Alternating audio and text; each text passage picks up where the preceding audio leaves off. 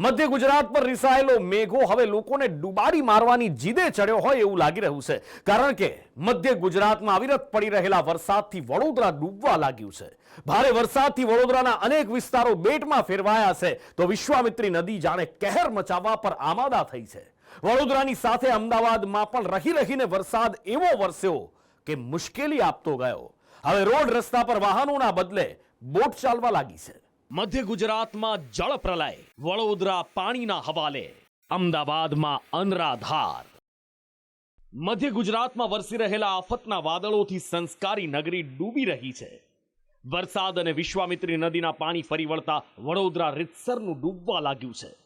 વડોદરામાં જ્યાં જુઓ ત્યાં પાણીનું સામ્રાજ્ય સ્થપાયેલું જોવા મળી રહ્યું છે।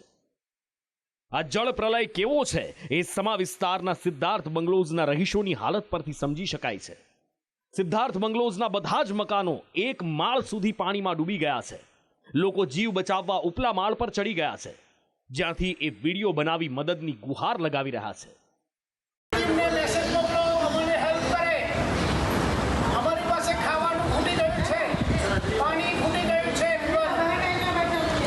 વડોદરાના અકોટા વિસ્તારમાં વિશ્વામિત્રી નદી કાંઠે વસેલું પરશુરામ ભઠ્ઠા કે જ્યાં મકાનોની છત ડૂબી જાય એટલા પાણી ભરાયેલા છે। નદીનું સ્તર વધતા મોટા ભાગના રહીશોએ સ્થળાંતર કરી દીધું। બ્રિજ ઉપરથી આપણે પરશુરામ ભઠ્ઠા વિસ્તાર જે છે ત્યાંના દ્રશ્યો આપને બતાડવા માંગીશ। લગભગ 300થી વધારે મકાનો છે તે અહીં આવેલા છે।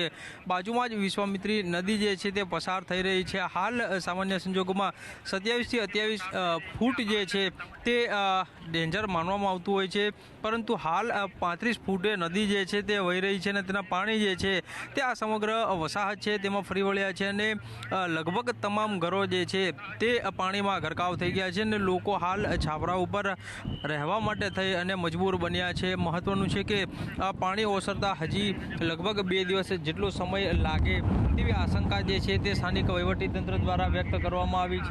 વડોદરાના ગોરવામાં ઝાંસી કી રાણી સર્કલ પાસે ગળાડૂબ પાણી ભરાઈ ગયા। આખા વાહનો ડૂબી જાય એટલું પાણી ભરાતા સ્થાનિકો નાવડી લઈને અવરજવર કરવા મજબૂર બન્યા। વડોદરાના સમા વિસ્તારના ચેતક બ્રિજ પર બસ ફસાતા મુસાફરો અટવાઈ પડ્યા। ફાયર બ્રિગેડે 30 મુસાફરોનું રેસ્ક્યુ કર્યું। વડોદરાના કીર્તન મંદિર અને યતેશ્વર કમ્પાઉન્ડ પાસે વિશ્વામિત્રી નદીના પાણી ફરી વળતા આખો વિસ્તાર બેટમાં ફેરવાઈ ગયો। અહીંયાથી લોકોને સ્થળાંતર કરવાની ફરજ પડી। કીર્તિ મંદિરમાં રહીએ છીએ, પંચમુખી હનુમાન મંદિરની ટાવર, કીર્તિ ટાવર બાજુ। તો પાણી આટલું ઘરમાં સુધી પાણી આવી ગયું છે, એટલે અંદર રહેવા જેવું નહીં, એટલે આ કૂતરાઓને લઈને અમે લોકો શિફ્ટ થાય છે આગળના બીજી જગ્યાએ। વડોદરાના કારેલી બાગનું કલ્યાણ નગર પણ જળમગ્ન થયું। જ્યાં સુધી નજર પડે ત્યાં સુધી માત્ર પાણી જ પાણી દેખાઈ રહ્યું છે। આ વિસ્તારમાં હજી પણ કેટલાક ઘરોમાં લોકો ફસાયેલા છે। વડોદરામાં ઠેર ઠેર પાણી ભરાતા નીચાણવાળા વિસ્તારમાં રહેતા લોકોના જીવ જોખમમાં મુકાયા છે। વહેલી સવારથી ભૂખ્યા તરસ્યા લોકો જીવ બચાવવાના પ્રયત્નોમાં લાગી રહ્યા છે અને વહીવટી તંત્ર રેસ્ક્યુ અને ફૂડ પેકેટના વિતરણની કામગીરી કરી રહ્યું છે। રેસ્ક્યુ ટીમ દ્વારા અત્યાર સુધીમાં 10 લોકોનું રેસ્ક્યુ કરવામાં આવ્યું છે, જ્યારે જરૂરિયાતમંદોને 500થી વધુ ફૂડ પેકેટ્સ અપાયા છે। વાઘોડિયાના કાગડીપુરા વિસ્તારમાં નદીના પાણીએ ભારે નુકસાની વેરી છે। દેવ નદીના પાણી કાગડીપુરા ગામમાં ફરી વળતા જ્યાં જુઓ ત્યાં તબાહી જોવા મળી રહી છે। અનેક મકાનોને ભારે નુકસાન પહોંચ્યું છે અને લોકોની ઘરવખરી તહેસ નહેસ થઈ ગઈ છે। વડોદરાના ડેસરના વરસલામાં મહીસાગર નદીમાં અચાનક પાણી આવતા એક આધેડ નદી વચ્ચેની ટેકરી પર ફસાયા હતા।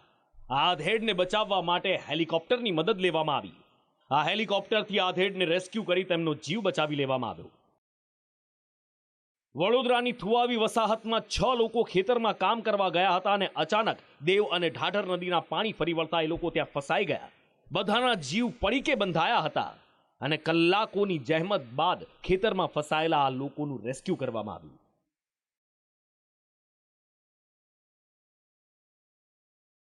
વડોદરાની સાથે સાથે અમદાવાદમાં પણ અનરાધાર આફત વરસી હતી। અમદાવાદ શહેર અને ગ્રામ્ય વિસ્તારમાં રહી રહીને પડેલા ભારે વરસાદના કારણે જ્યાં જુઓ ત્યાં પાણી ભરાયેલા જોવા મળ્યા। અમદાવાદમાં પશ્ચિમ અને પૂર્વ વિસ્તારમાં ઘણી બધી જગ્યાએ રોડ પર પાણીનું સામ્રાજ્ય એમ નમ જોવા મળ્યું વરસાદ બંધ થયાના કલાકો બાદ પણ। ઓઢવ નિકોલ જીઆઈડીસીની આસપાસના વિસ્તારમાં કમરસમાં પાણી ભરાયા. કમરસમાં પાણી ભરાતા વાહન ચાલકો મુશ્કેલીમાં મુકાયા. સ્થાનિકો હોડીની મદદથી અવરજવર કરતા નજરે પડ્યા. અમદાવાદમાં પડેલા અનરાધાર વરસાદના કારણે અમરાઈવાડી હાટકેશ્વર સર્કલ પાસે કૈલાશધામ સોસાયટીમાં ઘરમાં પાણી ઘૂસ્યા. તો વટવા વિસ્તારમાં પણ લોકોના ઘરમાં પાણી ફરી વળતા લોકો મુશ્કેલીમાં મુકાયા. કઈ કેટલીય સોસાયટીઓમાં 3 દિવસથી પાણીનો ભરાવો થયો છે. ઘરમાં પાણી ઘૂસતા ઘરવખરીને મોટું નુકસાન થયું છે.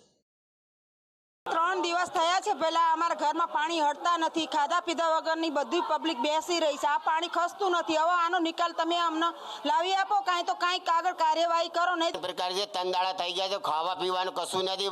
બધું રાશન પાણી ડૂબાઈ ગયો છે, ઓળવા બિછાને બધું ડૂબાઈ ગયું છે. કોઈ સરકારી આદમી આવ્યો ને કોઈ સરકારી ડિપાર્ટમેન્ટ આવ્યો નથી, કોઈ કોઓપરેટર નથી. કાલે કોઓપરેટર આવીને જઈને જોતા રહ્યા કે બધું અહીંયા કે અમે એ રીતે કોઈ કશું ખબર લીધી નથી. શું કહેવું એવું નહીં કે શું નહીં નુકસાન, તો બધું નુકસાન. પહેરવા ઓળવાનું બધું નુકસાની છે. કઈ ખાવા પીવામાં, કઈ ઓળવા પહેરવામાં, પાથરવા તક કશું વસ્તુ નહીં. અમદાવાદ શહેરમાંથી પાણીના નિકાલ માટે વાસણા બેરેજના બધા જ દરવાજા ખોલી પાણી છોડવામાં આવી રહ્યું છે. અમદાવાદના ગ્રામ્ય વિસ્તાર ધોળકામાં પણ અવિરત વરસાદે મુશ્કેલી સર્જી છે. ધોળકાના ગાણોલ ગામે ભાઠા વિસ્તારમાં સાબરમતી નદીના પટમાં 20 લોકો ફસાયા હતા. ફાયર વિભાગને જાણ થતા એ બધાનું બોટની મદદથી રેસ્ક્યુ કરવામાં આવ્યું. અમદાવાદની સાથે સાથે ગાંધીનગરમાં પણ વરસાદી માહોલ જામેલો છે. પાટનગરમાં ધીમી ધારે વરસાદ વરસતા કોઈ મુશ્કેલી તો નથી પડી, પણ ગાંધીનગર દહેગામ અંડરપાસમાં પાણી ભરાતા એને બંધ કરવાની ફરજ પડી છે અને વાહન ચાલકો હેરાન થયા છે. ગાંધીનગરમાં સાબરમતી નદી પર બનાવવામાં આવેલા સંત સરોવર ડેમમાં પાણીની આવક વધી રહી છે, જેના કારણે સંત સરોવરના દરવાજા ખોલવામાં આવ્યા છે. ગુજરાતના અનેક જિલ્લામાં ભારે વરસાદ પડી રહ્યો છે. સામાન્ય જનજીવન અસ્તવ્યસ્ત થઈ ગયું છે. આગાહી છે કે ગુજરાતમાં હજી પણ મુશ્કેલી અનરાધાર રહેશે, કારણ કે હજી કેટલાક દિવસ ભારે વરસાદની આગાહી છે. બ્યુરો રિપોર્ટ, સંદેશ ન્યૂઝ.